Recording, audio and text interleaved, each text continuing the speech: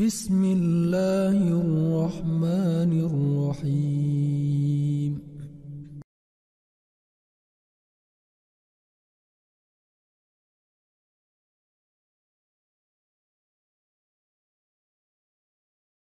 Ada orang nggak pernah sholat, tapi kok perbuatannya baik ya, sama orang sopan, ada temannya, ada tetangga yang kekurangan juga dia bantu, nggak pernah mencelakai orang, nggak pernah dia berbuat jelek kepada orang lain, baik dengan orang lain.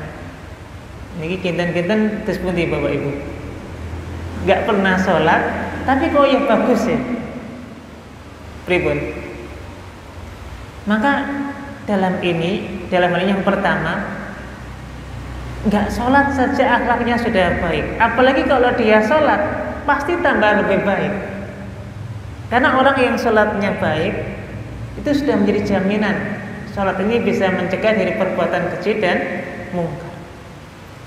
Yang kedua, orang nggak sholat itu sudah dihisab sendiri dosanya, karena dia meninggalkan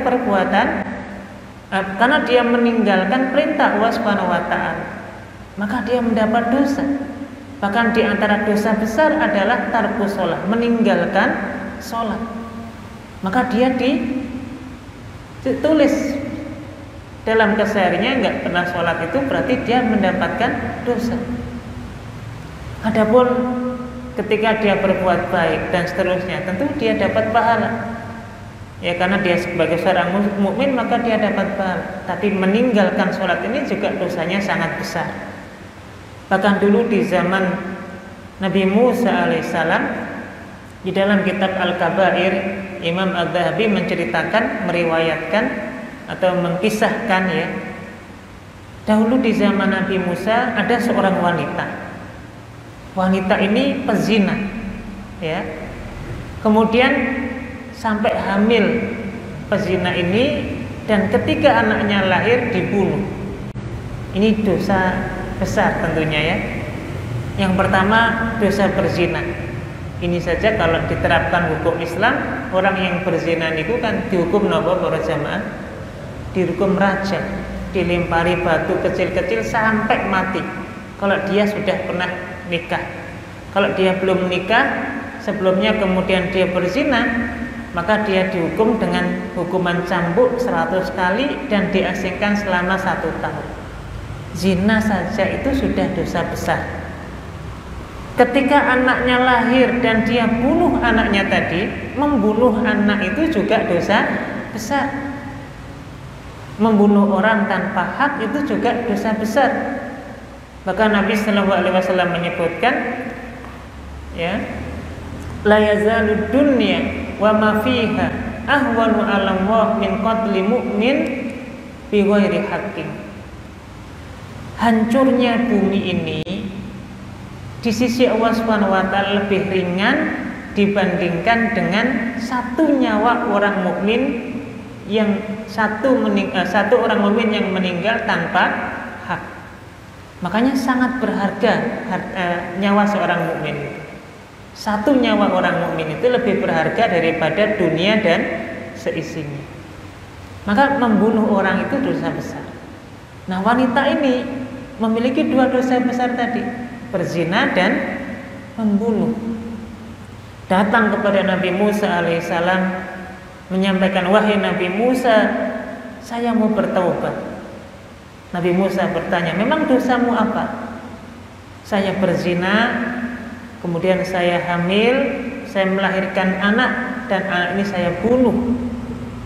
Saya mau bertobat wahai Nabi Musa. Apa yang disampaikan oleh Nabi Musa? Ukhruji ya fajir, keluar engkau wahai pezina, keluar engkau wahai orang yang berbuat keji. Tidak mungkin dosamu diterima oleh Allah Subhanahu wa Ta'ala. Tidak mungkin taubatmu diterima oleh Allah Subhanahu wa Ta'ala. Sudah sangat besar dosa yang kamu lakukan, enggak mungkin taubatmu diterima oleh Allah Subhanahu wa Ta'ala.